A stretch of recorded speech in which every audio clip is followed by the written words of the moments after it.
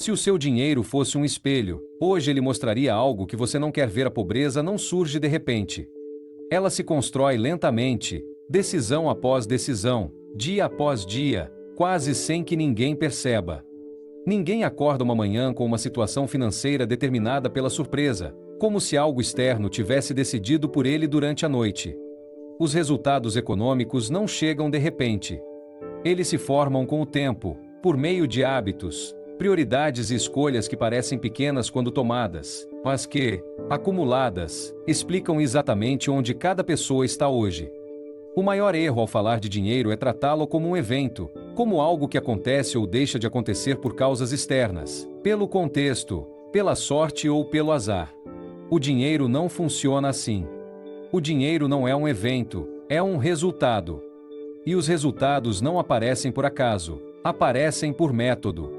Quando alguém diz sempre acabo da mesma forma e não sei porquê, o que realmente está dizendo é que há um padrão que não está percebendo, porque o que se repete não é coincidência, se repete porque há uma forma constante de pensar, decidir e agir que o produz. A pobreza não é um castigo nem uma tragédia pontual, é um resultado sustentado, assim como a estabilidade financeira não é um golpe de sorte, mas a consequência de decisões tomadas de forma consistente ao longo do tempo. O problema é que essas decisões geralmente não parecem importantes quando são tomadas. Parecem normais, razoáveis, até mesmo justificáveis.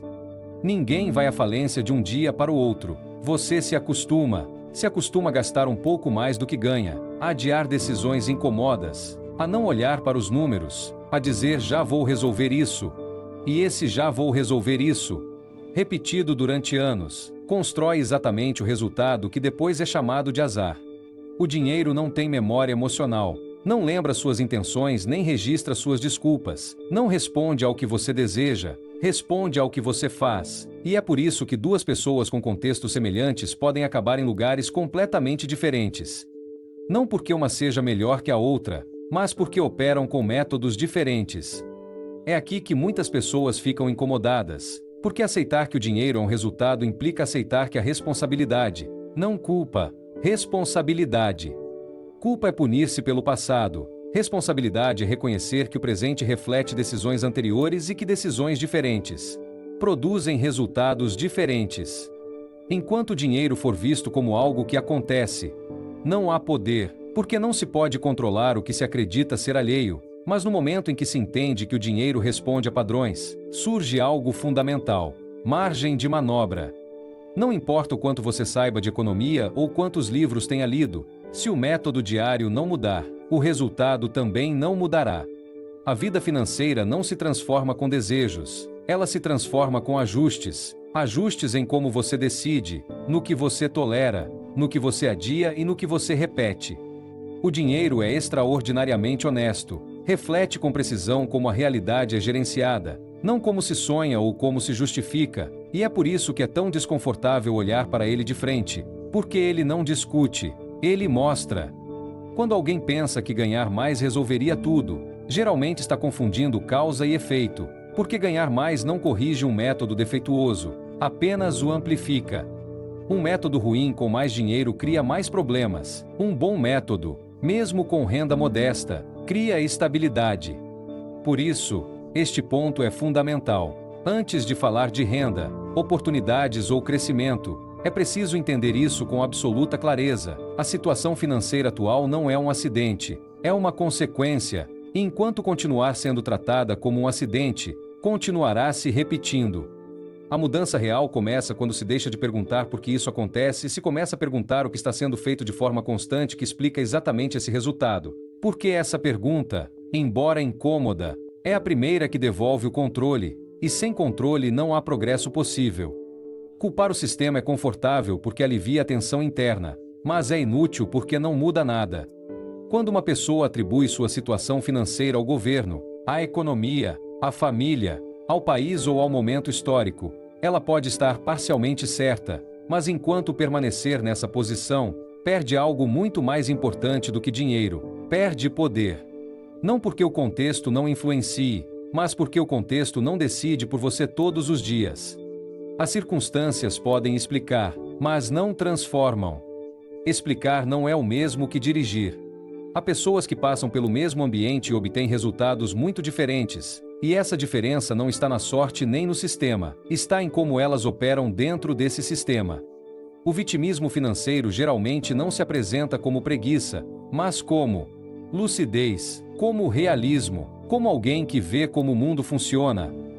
Na prática, funciona como uma anestesia, acalma a frustração momentânea e paralisa a ação a longo prazo. Quando tudo é atribuído a fatores externos, qualquer mudança interna parece inútil e, se parece inútil, não se tenta. O problema de culpar o sistema não é que o sistema não tenha falhas, ele tem. O problema é que enquanto o foco estiver fora, não há ajuste possível dentro.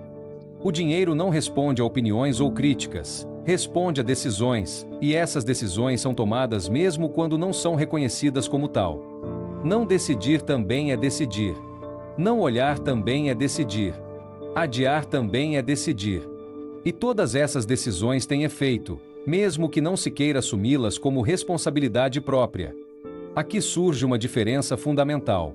Responsabilidade não é carregar a culpa. Responsabilidade é aceitar que há margem de ação mesmo em contextos imperfeitos. A culpa paralisa, a responsabilidade ativa. O discurso vitimista diz: não se pode fazer nada até que o sistema mude. O discurso responsável diz: o que posso fazer, aqui e agora, com o que tenho? Essa pergunta não nega as dificuldades, ela as atravessa. Porque enquanto se espera que o sistema seja justo, o tempo passa, e o tempo não para ninguém. Muitas pessoas passam anos esperando por melhores condições e a única coisa que muda é a sua idade. O sistema não virá te resgatar, não organizará suas finanças, não tomará decisões difíceis por você.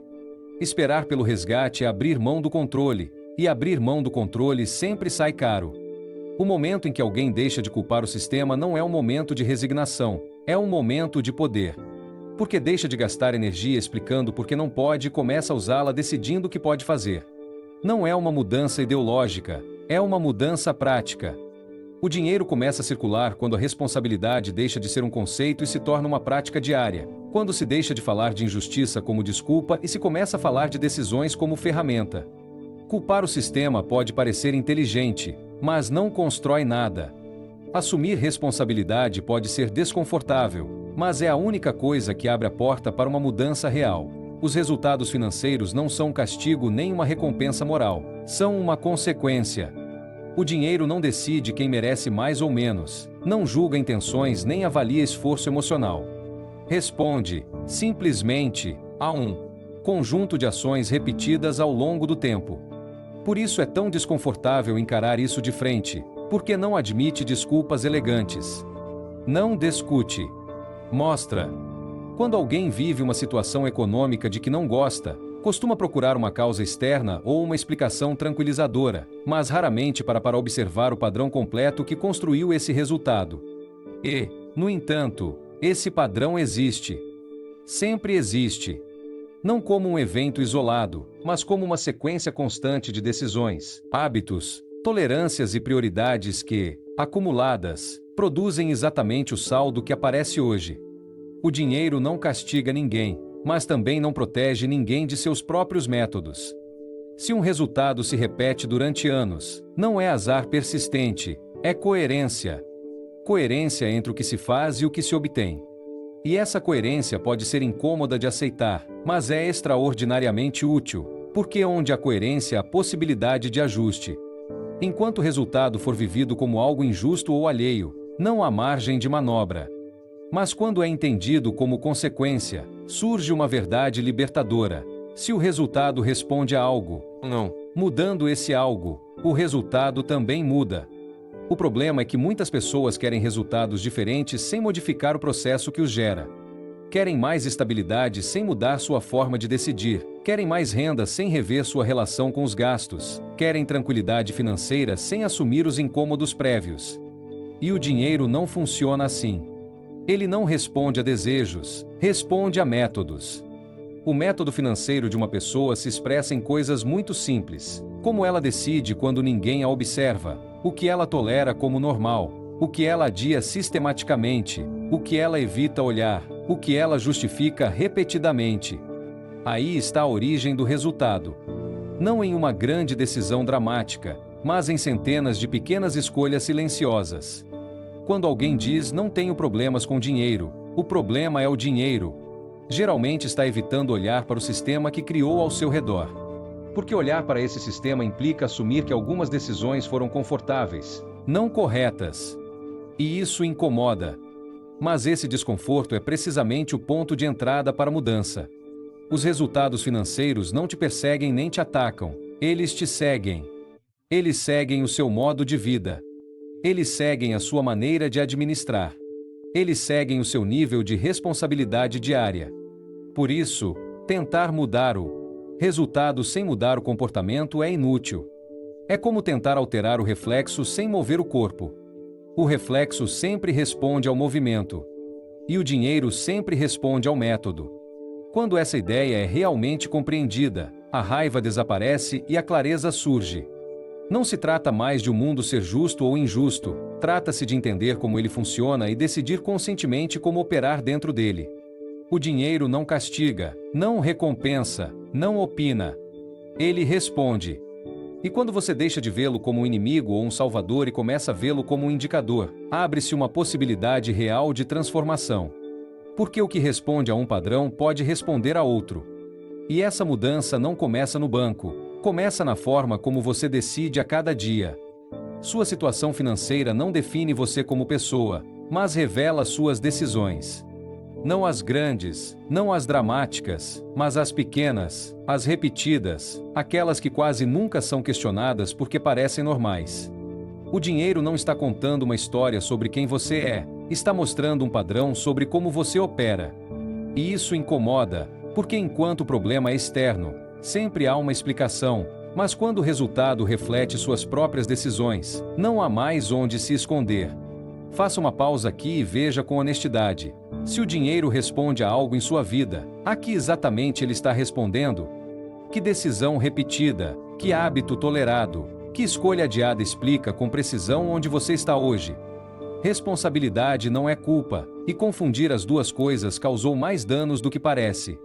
A culpa paralisa porque olha para trás com reprovação, a responsabilidade ativa porque olha para frente com critério. Culpa é punir-se pelo que já aconteceu. Responsabilidade é reconhecer que, a partir de agora, você pode decidir de forma diferente. Quando alguém confunde responsabilidade com culpa, ou se defende ou se afunda. Nenhuma das duas coisas adianta. A defesa mantém o padrão, o afundamento o reforça. A responsabilidade madura faz outra coisa, observa sem dramatizar e ajusta sem se atacar. Aceitar a responsabilidade não significa negar o contexto nem minimizar as dificuldades. Significa algo muito mais prático: deixar de usar o contexto como desculpa para não rever o método. Existem circunstâncias difíceis, sim, mas mesmo dentro delas há decisões diárias que continuam sendo próprias. E essas decisões, embora pequenas, continuam a ter efeito. Quando se assume isso, o foco muda. Já não se pergunta quem teve a culpa, mas o que está sob controle hoje. Essa mudança é silenciosa, mas devolve o poder. A culpa pergunta por que isso aconteceu comigo? A responsabilidade pergunta o que faço agora? A primeira gira em círculos, a segunda abre opções. A culpa exige reparação emocional, a responsabilidade exige correção operacional. E o dinheiro responde a correções, não a lamentações. Não precisa se punir, precisa se ajustar. Há pessoas que acreditam que assumir responsabilidade é ser duro consigo mesmo. É exatamente o contrário. Ser responsável é parar de lutar com o passado e começar a dirigir o presente. É aceitar que nem tudo foi ideal sem transformar isso em uma identidade. É entender que o resultado de hoje não define você, mas informa você. E a informação serve para decidir melhor, não para julgar. Quando a responsabilidade é entendida assim, surge algo fundamental: clareza. Clareza sobre o que se repete, o que se tolera, o que se evita olhar. Clareza sobre os pontos exatos onde uma pequena mudança produziria um efeito diferente. Não é preciso mudar tudo. É preciso mudar o que importa. E isso só se vê quando o olhar deixa de ser defensivo. Responsabilidade também significa deixar de esperar por um resgate. não do sistema, não de uma oportunidade perfeita, não de um golpe de sorte. Esperar por um resgate mantém a infância financeira. Tomar decisões constrói a maturidade financeira. Ninguém vai organizar seus números por você, nem manter limites por você, nem decidir com seu dinheiro por você. Quando isso é aceito sem raiva, algo interessante acontece. A energia deixa de se dispersar e começa a se concentrar. O dinheiro responde muito bem à responsabilidade tranquila. Não há pressa, não há o castigo, não há o medo. Responde a decisões claras, repetidas e sustentadas. E essas decisões não exigem dureza, exigem coerência. Coerência entre o que se diz que importa e o que se faz quando ninguém está olhando. Assumir responsabilidade sem culpa é o ponto exato em que a mudança se torna possível. Não porque tudo se resolve imediatamente, mas porque, pela primeira vez, há direção. E com direção, mesmo os pequenos avanços começam a contar. O momento em que alguém deixa de esperar por um resgate é um momento silencioso, não dramático. Não há música épica nem sensação de vitória imediata. O que há é uma aceitação incômoda. Ninguém virá resolver isso por mim. Nem o sistema, nem uma oportunidade perfeita, nem uma pessoa externa, nem um golpe de sorte sustentado no tempo. Esperar por um resgate é confortável porque transfere a responsabilidade, mas tem um preço alto, porque enquanto se espera, nada é feito. O dinheiro não responde a esperas, responde a decisões, e quando se deposita a esperança em um resgate externo, renuncia-se, sem perceber, ao controle interno. Muitas pessoas vivem financeiramente como se alguém tivesse que compensá-las em algum momento, como se o passado difícil, o esforço feito ou a injustiça percebida fossem se equilibrar por si mesmos. Mas o dinheiro não equilibra histórias, equilibra métodos. E enquanto o método não muda, o resultado também não muda. Deixar de esperar por um resgate não significa tornar-se duro ou cínico, significa tornar-se adulto em termos financeiros. Significa aceitar que, embora nem tudo tenha sido justo, o que acontecer a partir de agora depende em grande parte de como se decide a cada dia. Essa mudança de postura é fundamental, porque assim que alguém deixa de esperar que algo externo salve, começa a olhar com mais atenção para o que pode ajustar. Já não se pergunta quando chegará a oportunidade, pergunta-se o que está fazendo hoje para estar preparado quando ela chegar. Não se pergunta mais por que os outros avançam, mas quais decisões próprias estão impedindo o movimento. E essa pergunta, mantida ao longo do tempo, muda a relação com o dinheiro. Não de forma imediata, mas irreversível. Quando se deixa de esperar por um resgate, também se deixa de justificar hábitos que não funcionam, se deixa de tolerar a desordem como algo normal, se deixa de adiar conversas internas incomodas. Surge uma sobriedade diferente, uma clareza prática. Não se trata de fazer tudo de uma vez nem de se transformar em outra pessoa de um dia para o outro. Trata-se de assumir que cada pequena decisão conta e que ninguém vai tomá-la por você. O dinheiro começa a se organizar quando a postura interna muda, quando você deixa de olhar para fora em busca de soluções e começa a olhar para dentro em busca de coerência. Esse é o ponto em que a reclamação perde força e a ação ganha espaço. Não porque tudo seja fácil, mas porque agora há direção. E quando há direção, mesmo os pequenos avanços deixam de ser aleatórios e começam a somar.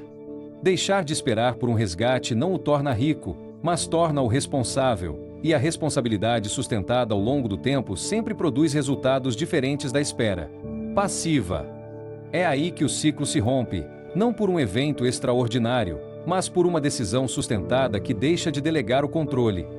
A verdadeira responsabilidade financeira não é heróica nem espetacular, é diária e silenciosa.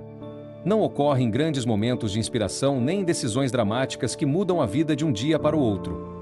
Ocorre em pequenas escolhas que quase ninguém vê, em hábitos que não chamam atenção e em ajustes que não geram aplausos. É a responsabilidade de decidir com clareza, mesmo quando a decisão parece irrelevante, de manter a coerência quando não há pressão externa e de agir com critério quando ninguém está olhando. Muitas pessoas buscam uma grande reviravolta, um evento que marque um antes e um depois, mas o dinheiro não responde a eventos pontuais, responde à continuidade. Responde à forma como se lida com o cotidiano, à forma como se prioriza o básico, à forma como se decide quando surge a tentação de deixar para depois. A responsabilidade diária não exige perfeição, exige presença. Exige estar consciente do que se faz com o dinheiro, sem dramatizar cada erro nem comemorar excessivamente cada acerto. É uma relação sóbria com as decisões, uma forma de operar que não depende do estado de espírito nem da motivação do momento. Quando a responsabilidade se torna diária, o dinheiro deixa de ser uma fonte constante de estresse e começa a se tornar um sistema que pode ser dirigido. Não porque os problemas desapareçam, mas porque há ordem suficiente para enfrentá-los. Essa responsabilidade silenciosa também implica aceitar que nem tudo pode ser resolvido imediatamente e que alguns resultados demoram a se refletir, mas mesmo assim continua-se a tomar boas decisões. Não se abandona o método porque o resultado não é imediato, nem se rompe a coerência porque o ambiente é incerto. Entende-se que cada decisão correta é um investimento invisível que se acumula com o tempo.